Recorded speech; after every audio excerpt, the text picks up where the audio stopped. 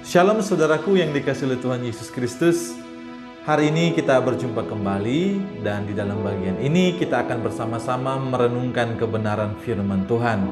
Firman Tuhan yang kita akan renungkan bersama-sama terambil di dalam Matius pasal 9 ayat 32 sampai 34. Firman Tuhan berkata demikian.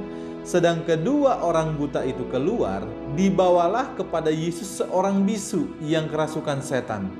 Dan setelah setan itu diusir, dapatlah orang bisu itu berkata-kata. Maka heranlah orang banyak, katanya, yang demikian belum pernah dilihat orang di Israel.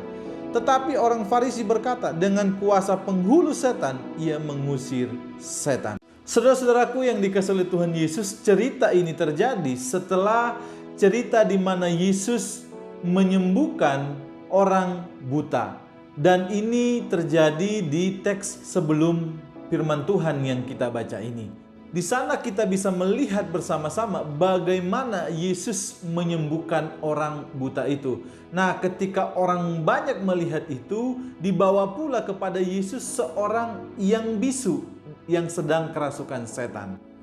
Nah, cerita ini menjadi sangat menarik oleh karena ketika orang membawa orang bisu yang kerasukan setan ini di hadapan Yesus, maka orang bisu ini yang kerasukan setan ini dapat disembuhkan dan dapat berkata-kata. Namun Bapak Ibu yang dikasihi Tuhan Yesus Kristus, kalau kita perhatikan di dalam cerita di dalam teks itu, ketika Yesus menyembuhkan orang bisu yang kerasukan setan ini, ada dua respon di sana. Yang pertama, ada orang yang takjub, memuji apa yang sudah Tuhan buat dan berkata di sana, yang demikian belum pernah terjadi di Israel.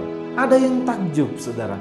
Yang kedua, respon yang kedua kalau kita lihat di sana, ada orang yang menghujat apa yang sudah Tuhan buat luar biasa itu.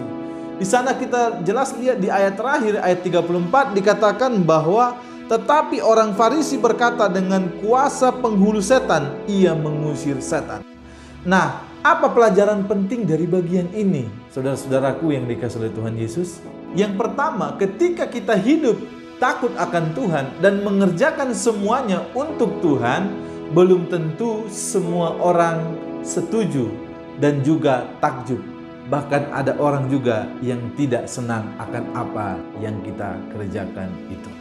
Yang kedua, hidup yang saleh bukan berarti kita lepas dari persoalan, dari respon-respon seperti yang ada di firman Tuhan tadi. Ada yang takjub, mungkin juga ada yang menghujat. Yang ketiga, walaupun mungkin ada orang yang menfitnah kita, karena kita hidup saleh, teruslah kita kerjakan bagian kita di hadapan Tuhan dengan penuh tanggung jawab di hadapannya.